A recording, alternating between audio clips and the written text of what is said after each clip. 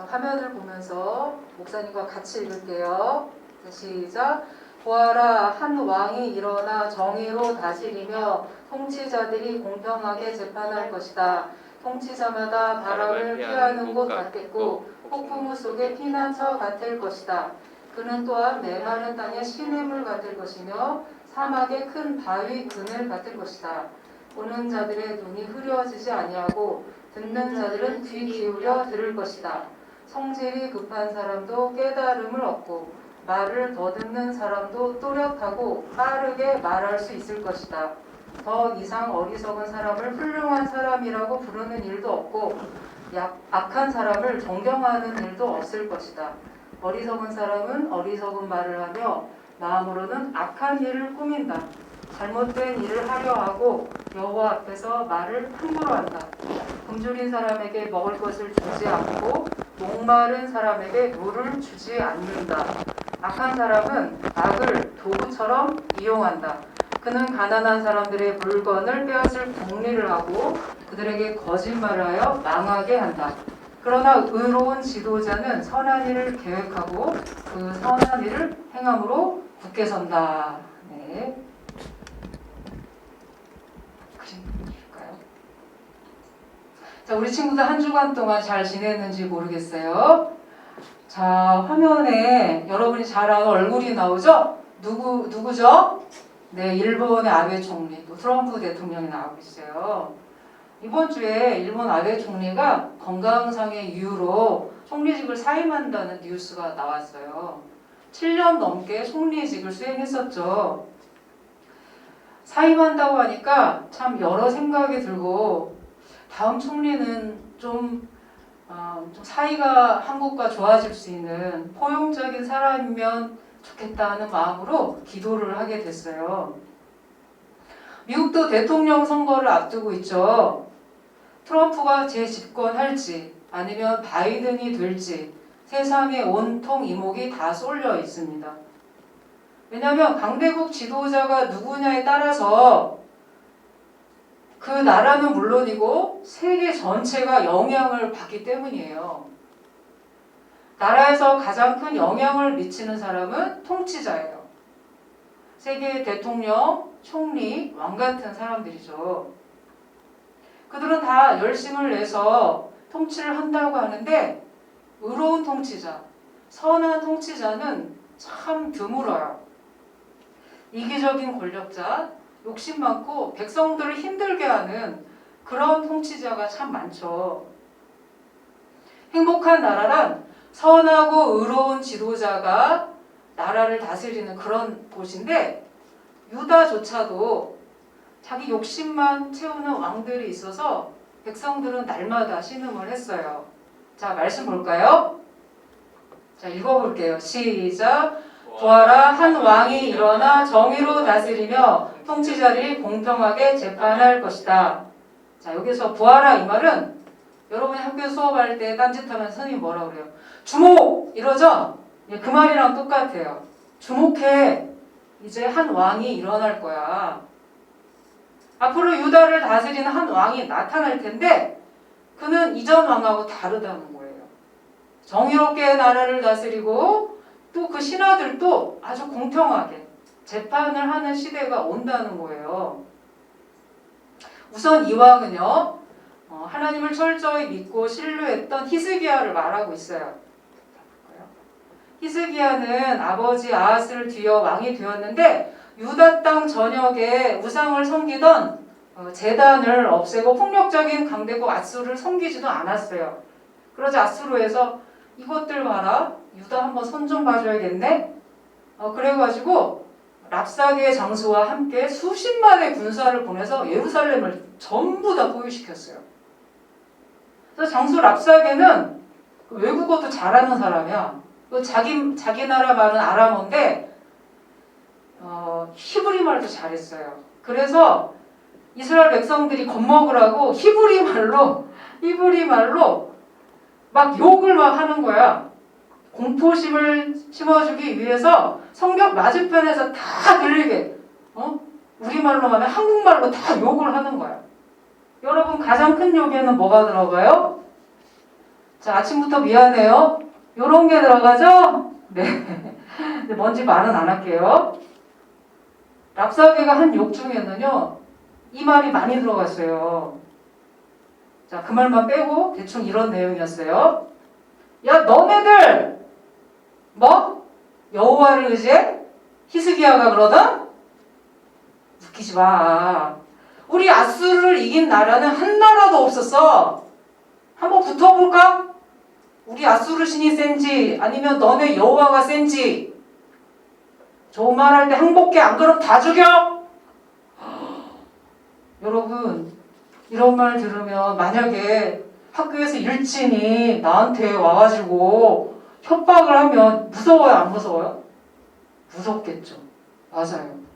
이것을 말로만 하는데도 무서워요. 심리전이라고요. 심리전. 38선에는요.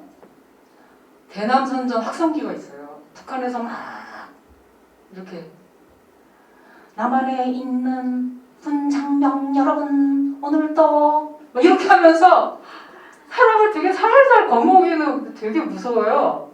우리나라도 북한 쪽에 이렇게 확성기가 있는데 서로 그걸 다 무서워한대요. 말만 들어도 두려움에 막 벌벌 떨게 됐어요. 랍사개의 말에 백성들도 떨었고 신하들도 떨었고요. 지금 너무 그냥 이가 탁탁탁탁 부딪힌 거. 히스기야 왕도 두렵기는 마찬가지였어요. 그런데 다른 점이 있어요.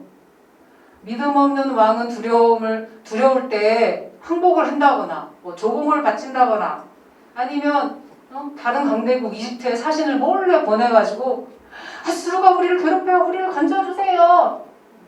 이렇게 도움을 요청하는데 히스기야는 어떻게 했을까요? 네. 성전에 나가 하나님 앞에 나가 기도를 했어요. 이게 바로 다른 점이에요. 앞에 무슨 편지가 보이죠? 그게 뭐냐면 랍사개가 보낸 협박 편지예요. 그 편지를 다 하나님 앞에 펼쳐놓고서 하나님께 기도했어요. 하나님, 귀 기울여주세요. 눈을 떠주세요. 이 편지 좀 보세요. 하나님 모욕하는 말 다 들으셨죠? 우리가 믿는 하나님은 천지를 지으신 분이세요. 저희를 구원해주세요. 그러자 하나님은 즉시 응답하셨어요. 그래서 어떻게 되었을까요? 하나님의 사자가 그 진치고 있던 아수르 군인들의 그 진 있는 데 가가지고 18만 5천 명을 쳤어요. 여러분 몇 명이 죽었다고요? 18만 5천 명이 죽었어요. 이스라엘은 팔 하나도 안 썼어요. 여러분 이게 역사 기록에도 남아있어요. 이게 원인이 되어서 나중에 아수르가 멸망하는 한 원인 중에 하나로 작용을 했어요. 학자들은 어떻게 해석하냐면 아마 그 사이에 큰 병이 퍼졌을 것이다. 근데 어떻게 하루 만에 그렇게 죽을 수 있었죠? 어쨌든 하나님을 의지하는 통치자는 과연 어떤 모습일까? 어떤 이미지일까? 그게 2절에 나와요. 말씀 볼까요? 자, 2절 볼게요. 같이 읽어볼게요. 시작! 통치자마다 바람을 피하는 것 같겠고 폭풍우 속에 피난처 같을 것이다. 그는 또한 메마른 땅에 시냇물 같을 것이며 사막의 큰 바위 그늘 같을 것이다. 우리나라 지도자가 또는 세계의 지도자가 이런 모습이라면 세상은 정말 참 많이 달라질 거예요. 누가 나를 평가하는데 아유 너는 마른 땅의 시냇물 같은 존재야. 폭풍 때 피난처와 같은 친구야. 이렇게 말해주면 얼마나 영광스럽겠어요. 너무 기쁠 거예요. 근데 그 반대의 모습도 있어요. 너는 광풍 같은 존재야. 폭풍 같은 존재, 메마른 땅, 사막 같은 사람이야. 그런 사람이 있어요. 또 지도자 중에도 있고요. 그런 사람은 주변 사람을 아주 지치게 하고 아주 힘들게 해요. 나라로 말한다면 아수르가 바로 이렇게 폭풍우, 광풍, 사막, 메마른 땅 같은 그런 나라였어요. 아주 폭력적이고 괴롭히고. 그래서 오죽하면 아수르가 멸망할 때 전 세계에서 박수를 쳤대요. 잘 망했다. 우리는 이제 안심이다. 지난번 폭우 때 잠실대교 안에 이 하교하던 학생들이 갇힌 적이 있었어요. 갑자기 물이 확 불어나가지고 막 폭우로 물이 막 차오르는데 오도 가도 못하게 된 거예요. 그래서 구조대가 와가지고 이렇게 구해줬어요. 구조대가 없었으면 물이 막 차올라서 아마 익사로 죽었을 거예요. 또 폭염 때문에 막 더위에 지쳐있는데 시원한 샘물을 발견했어. 얼마나 반갑겠어요? 여러분, 하나님의 사람은요 바로 이와 같은 사람이에요. 왜냐하면 하나님이 그런 분이시기 때문이에요. 살다 보면은요 광풍, 폭풍우, 메마른 땅, 사막 같은 환경을 만날 때가 있어요. 별일 없겠지. 난 별일 없을 거야. 이렇게 지내지만 위험을 만날 때가 있어요. 그럴 때 하나님은 우리의 의지할 바위, 피난처가 되어주세요. 폭우를 가리는 곳이 되어주세요. 더위를 피할 큰 바위 그늘이 되어주세요. 그래서 이런 하나님을 경험한 사람은요, 자기도 딴 사람에게 그런 사람이 되어줘. 왜냐하면 자기가 경험해 왔거든. 그리고 그 선한 일을 하면서도 자랑하지 않아. 하나님이 내게 베푸신 은혜에 비하면 이건 아무것도 아니에요. 100분의 1, 1000분의 1도 안 돼요. 그렇게 얘기하죠.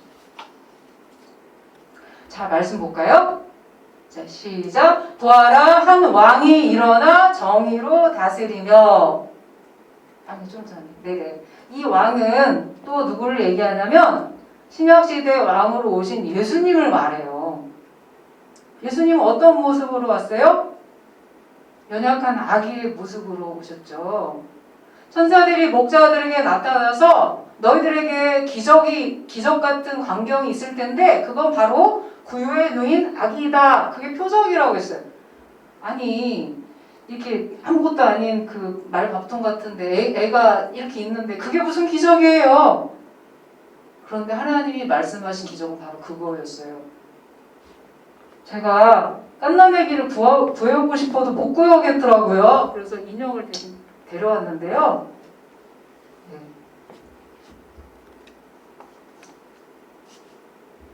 여러분, 구유에 누인 아기는 얼마나 연약한 존재예요? 모기가 물면 모기한테 뜯겨야죠. 엄마가 제때 젖 안 주면 계속 안 주면 죽을 수도 있어요.